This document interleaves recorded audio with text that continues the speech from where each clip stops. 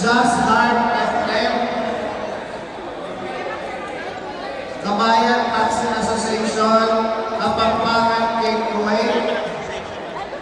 Kuwait Kayano si Kuwait, Kabayan Cancer Support Group, Kuwait Tristillion Alumni Association,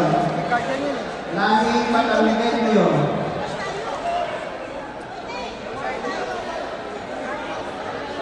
OFW Kaagapay Kuwait, OFW Shelling Lab Foundation, Overseas Filipino Drivers Association, PhilSO,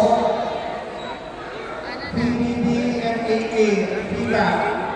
Philippine Bodybuilding and Fitness Association in Kuwait.